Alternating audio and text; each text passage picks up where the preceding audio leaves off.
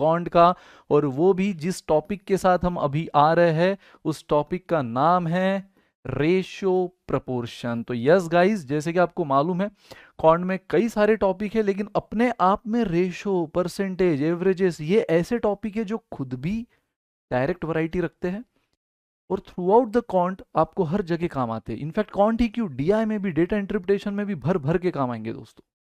तो यस, इसी से हम शुरुआत करते हैं। क्या है इसका बेसिक, कैसे ये प्रैक्टिकल बेस्ड क्वेश्चन में यूज होंगे, और सिर्फ इतना ही नहीं, फाउंडेशन के साथ साथ एंड में हम आपको वो वैरायटी भी दिखाएंगे जो लिटरली आ चुकी है कैट में और ओमेट में। ठीक है, मतलब सिर्फ ऐसा नहीं कि सर फाउंडेशन करके हो जाएगा, फाउंडेशन के बेसिस पे कितना कुछ होगा, क्या क्या होगा, देख लेना दोस्तों। तो शुरुआत करते हैं गाइस रेशो प्रपोर्शन से। तो आज हम क्या देखने वाले हैं, तो थोड़ा सा basic about ratio proportion. Of course foundation batch है तो क्या होता है रेशो प्रपोर्शन, उसके टाइप्स। सर टाइप्स पे डायरेक्ट क्वेश्चन आते हैं, भले ही ना आए, लेकिन स्क्रैच से इंटरेस्ट क्रिएट करेंगे यार। ठीक है, फिर हम देखेंगे एक्चुअल उसका एप्लीकेशन कैसे होता है वर्ड बेस्ड क्वेश्चन में। और जैसे कि मैंने कहा, जिनका फाउंडेशन क्लियर है, स्ट्रांग है, उन्होंने भी रुकना है, उन्होंने भी ये वीडियो देखना है, क्योंकि एंड में हम कंपल्सरी करवाने वाले हैं important practice question. Important practice questions हम कराएंगे गाइज एंड में, ठीक है, जो कि डायरेक्ट वैरायटी है कैट और ओमेट की। तो बने रहो दोस्तों, बने रहो। तो यस, रेशो क्या होता है, रेशो ज्यादा बोलने की जरूरत नहीं है, बट बोलूंगा क्योंकि भाई बेसिक है। ए बाई बी, ठीक है, या फिर ए इज टू बी, ये होता है किसी भी रेशो का रिप्रेजेंटेशन। ठीक है, ए को हम न्यूमरेटर, बी को हम डिनोमिनेटर बोलते हैं, लेकिन साइंटिफिक टर्मिनोलॉजी के हिसाब से A is called as antecedent. क्या बोला जाता है उसको, antecedent, and B is called as consequent. बस पता रहे आपको।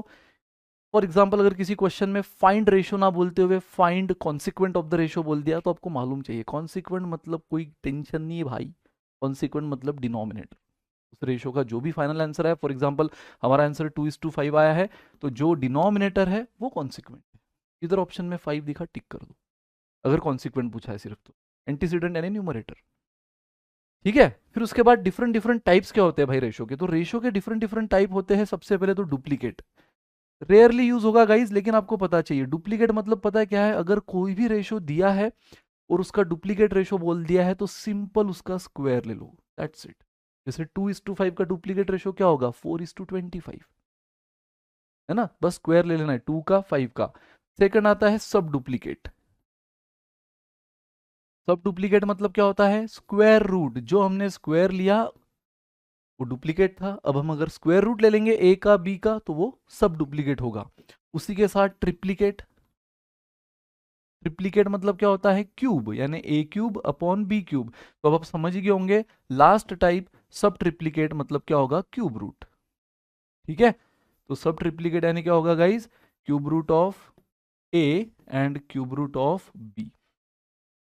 तो ये डुप्लीकेट, ट्रिप्लीकेट यानी स्क्वायर स्क्वायर रूट, सब डुप्लीकेट, सब triplicate, cube cube root, antecedent, consequent, ये सब टर्मिनोलॉजी आपको पता होना जरूरी है। ठीक है, नाउ कंपाउंडेड रेशो। अब ये मैंने कहा इस पर डायरेक्ट क्वेश्चन कभी नहीं आएगा, लेकिन आपको कब, कैसे, किस फॉर्म में वो क्वेश्चन में यूज कर ली, नेवर नो।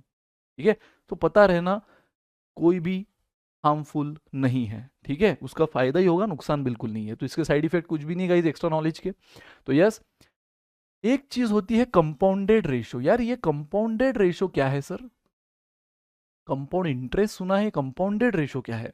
तो जब भी आपको मल्टीपल रेशोज दिए जाएंगे ना,